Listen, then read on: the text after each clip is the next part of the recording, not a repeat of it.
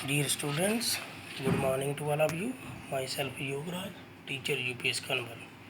Students, पिछले दो video में हमने जिस लेसन को डिस्कस किया है वो हमने लिया क्लास 7th, सब्जेक्ट है सोशल साइंस। इसमें हमने ज्योग्राफी को चुना है और ज्योग्राफी का ये चैप्टर नंबर 4 है और चैप्टर नंबर 4 का नाम जो है वो है एयर, हवा। और इसमें हमने 2 पॉइंट पढ़ लिए थे। आज हम इसको नेक्स्ट पढ़ेंगे। नेक्स्ट में हम पढ़ेंगे air pressure and wind. Air pressure होता है हवा का दबाव। You will be surprise to know that air above us presents us with a great force on our bodies, however we don't feel it. This is because of the air pressure from our direction and our body exert a counter pressure. आप ये जानकर बहुत ही हैरान होंगे कि हवा हमारे ऊपर अधिक बल के साथ प्रेशर बनाती है, दबाव डालती है, मगर हम इस दबाव को महसूस नहीं करते हैं। वजह ये होती है कि हवा हम पर जो दबाव बनाती है वो चारों दिशाओं से होता है, हमारे शरीर पर पड़ता है और इसके विपरीत, इसके उलट हमारा शरीर भी उस पर काउंटर प्रेशर डालता है। Air pressure is defined as the pressure exerted by the weight of the air on the earth surface. पृथ्वी की सतह पर वायु के भार द्वारा, या हम कह सकते हैं कि पृथ्वी की सतह पर हवा के भार द्वारा लगाया गया जो दबाव है उस दबाव को हम क्या कहते हैं? एयर प्रेशर कहते हैं। As we go up layer of atmosphere, the pressure falls rapidly. As we go up layer of atmosphere में, जैसे मैंने आपको एटमॉस्फेयर की लेयर के बारे में बताया था, तो जैसे जैसे हम ऊपर जाएंगे तो प्रेशर क्या होता है? गिरता जाता है। ये जो the pressure is highest at the sea level and decrease at the with the horizontal distribution of the air pressure in the influence of temperature of the given place. समुद्री सतह पर अगर हम वायु का दबाव देखेंगे तो ये बहुत ही क्या होता है? ज़्यादा होता है और ऊंचाई पर जाने से ये क्या हो जाता है? घटता जाता है। लो in the area temperature is high, air gets heated and rise. अब in area when temperature is high, वो एरिया जहाँ पर टेम्परेचर क्या होता है? बहुत ज़्यादा होता है और वहाँ पर हवा क्या होती है? गर्म होती है और ऊपर उठती है। It creates a low pressure area, और फिर जो लो प्रेशर एरिया बनता है। Low pressure is associated with a cloudy sky and wet weather. Low pressure areas को हम क्या कहते हैं? Cloudy sky. वहाँ पर जो स्काई होते हैं वो क्लाउडी होते हैं, बारिश क्लाउडी स्काई बनते हैं एंड वेट वेदर कहलाता है। In areas having lower temperature the air is cold. जहाँ पर टेम्परेचर लोअर होता है वहाँ एयर क्या होती है? ठंडी होती है और हैवी होती है। Heavy air sinks and creates a pressure area. अब जो हैवी एयर है वो कौन सा बनाती है? हाई प्रेशर एरिया बनाती है। जहाँ पर जो हल्की एयर थी वो क्या बनाती थी? लो प्रेशर एरिया। जहाँ पर हैवी एयर है तो यहाँ पर क्या बनता है? High pressure area. High pressure area is associated with clear and Sunny sky. और हाई प्रेशर एरिया को हम किसके साथ जोड़ते हैं? साफ बादल और सनी स्काइज होता है। The air is always moves from high pressure area to low pressure area. और हमेशा जो हवा है वो हाई प्रेशर एरिया से लो प्रेशर एरियाज की तरफ क्या करती है? चलती है। अगला जो हमारा पार्ट है वो है विंड, जिसको हम पवन कहते हैं या हवा भी कह सकते हैं। The movement of the air from high pressure area to low pressure area is called wind. अब ये जो हवा का दबाव है जो हाई प्रेशर एरिया से लो प्रेशर एरिया की ओर चलता है, इसी को हम क्या कहते हैं? विंड कहते हैं। You can see wind at as it blows dry leaves down the pavement और uproot trees during a storm. अब हम हवा को देखते हैं जब ये क्या करती है? सूखे पत्तों को उड़ाती है और फिर ये क्या करती है? पेड़ों को उखाड़ देती है जब तूफान चलता है, ज़्यादा तेज़ हवा चलती है।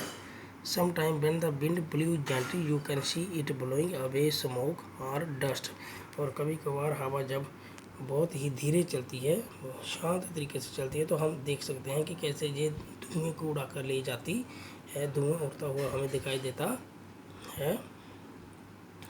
And dust particles at times wind can so strong that it difficult to walk against. और कभी कभार हवा इतनी तेज होती है कि हम इसके विपरीत चल भी नहीं सकते हैं। You must have experienced it is easy to hold an umbrella on a windy day. और कभी अगर ज़्यादा तेज़ हवा चल रही होती है तो हम इस हवा में अपना छाता भी खोल नहीं सकते हैं, छाता पकड़ नहीं पाते हैं, क्योंकि वो छाते को भी उड़ा कर ले जाती है। Think some other example of the strong wind and create a problem you. आप हवा की कुछ और एग्जाम्पल भी आप बता सकते हैं जिससे हमें पता चले कि हवा किस तरह की होती है, जहाँ हम इसे किस तरह महसूस करते हैं, जहाँ हवा के दौरान हमें कौन कौन सी मुश्किलात आई है। Wind can be broadly divided into 3 types. अब इनको हम 3 टाइप्स में क्या करते हैं, डिवाइड करते हैं, बांटते हैं। सबसे पहले है परमानेंट विंड। परमानेंट होती है स्थायी विंड, जो परमानेंट रहती हैं, बदलती नहीं है। The trade wind, westerlies and easterlies are the permanent wind. जो ट्रेड हैं, द ट्रेड विंड और वेस्ट, जो वेस्ट से चलती हैं या ईस्ट की तरफ चलती हैं, उसको हम क्या कहते हैं, परमानेंट विंड कहते हैं। These blows constantly throughout the year. और ये जो विंड है ये पूरा साल चलती रहती हैं किसी पर्टिकुलर डायरेक्शन की तरफ। सीजनल विंड होती है, सीजनल विंड होती हैं जो मौसम के दौरान आती हैं सीजन के मुताबिक। These winds change their direction in seasonal different season. For example monsoon India, ये वो हवाएं होती हैं, ये वो पवन होती है जो सीजन के मुताबिक चलती हैं। जैसे कि मॉनसून आते हैं in the month of May या जून के दौरान। लोकल विंड, लोकल विंड जो आम पवन होती है, आम हवाएं होती हैं और हवा के झोंके होते हैं। These blow only during a particular period of day और year in a small area. और ये जो विंड होती हैं ये किसी छोटे क्षेत्र में या वर्ष में या दिन में किसी विशेष समय में ही चलती हैं, किसी खास वक्त पर ही चलती हैं। उदाहरण के लिए लैंड एंड सी ब्रीज, जैसे जमीनी और सी ब्रीज हवा कहलाती हैं। Do you recall the hot and dry local wind of the northern plains in India, it is called. अब जो नॉर्दर्न प्लेन्स एरिया में जो लोकल विंड चलती हैं, नॉर्दर्न प्लेन्स एरिया जो होते हैं उनमें जो लोकल विंड चलती है उसको हम क्या कहते हैं, लू कहते हैं। डियर स्टूडेंट्स, हमारा जो अगला टॉपिक है वो है मॉइस्चर। मॉइस्चर होता है नमी, जिसको हम ह्यूमिडिटी कहते हैं। When water evaporate from land and different water body it called water vapor। जब जो पानी है वो इवेपोरेट होता है फ्रॉम ज़मीन से और डिफरेंट बॉडी से, जहाँ पर पानी मौजूद होता है जब वहाँ से इवेपोरेट होकर ऊपर चला जाता है हवा में, उसको हम वाटर वेपर कहते हैं। Moisture in the air at any time is known as humidity. और हवा में नमी का बने रहना उसको हम क्या कहते हैं, ह्यूमिडिटी कहते हैं। When the air is full of water vapour we call it humidity. और जब हवा पानी की बूंदों से क्या होगी, भरी रहेगी, वाटर वेपर से भरी रहेगी, तो उसको हम क्या कहते हैं, ह्यूमिडिटी कहते हैं। As the air gets warmer, जब हवा गर्म हो जाती है, its capacity to hold water vapour increase. और इसकी जो ताकत है वाटर वेपर बढ़ाने की वो बढ़ जाती है। So it becomes more and more humid. और यही वजह है कि जैसे ज़्यादा से ज़्यादा ह्यूमिड हो जाती है। On a humid day clothes take longer time to dry.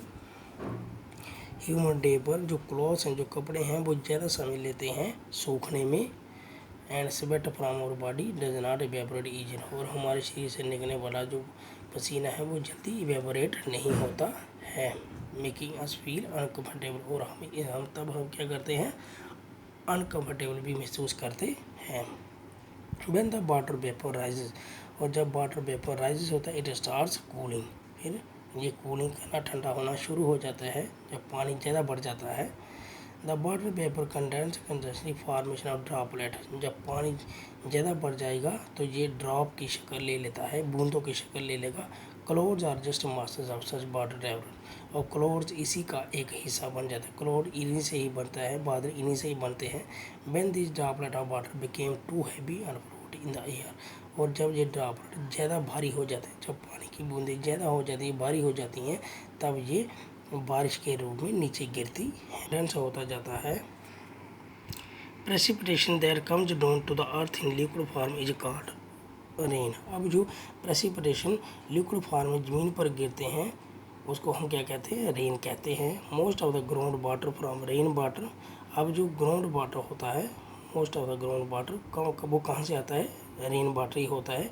Plants help preserve water. पेड़ पौधे इस पानी को सोखने में मदद करते हैं। When trees are hill dries are cut rain water flows down and bare mountain cause flooding of low lying area. जब दरख्तों की अंधाधुंध कटाई हो जाएगी तो क्या हो जाएगा? जो रेन वाटर होगा ये पहाड़ों से जल्दी क्या होगा? नीचे गिरेगा, नीचे आएगा। तो इससे क्या अंदेशा हो जाएगा? इससे क्या खतरा होगा? फ्लड आने का खतरा बढ़ जाता है। On the basis of mechanism, अगर हम इसको देखेंगे, there are 3 types of rainfall, जहाँ पर 3 तरह के रेनफॉल होते हैं। 3 तरह के रेनफॉल होते हैं, the conventional rainfall, the organic rainfall and the cyclonic rainfall. ये 3 तरह के रेनफॉल भी होते हैं। Rainfall is very important for the survival of plant and animals.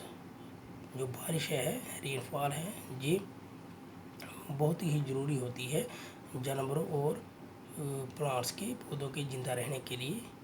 It brings fresh water to the earth surface. ये fresh water लाती है, ज़मीन की सतह पर लेकर आती है, ज़मीन की सतह पर ताज़ा पानी। If rainfall is less water scarcity and droplet आकर। अगर रेनफॉल क्या होगा? वर्षा कम होगी तो वाटर पानी की कमी होगी और क्या होगा?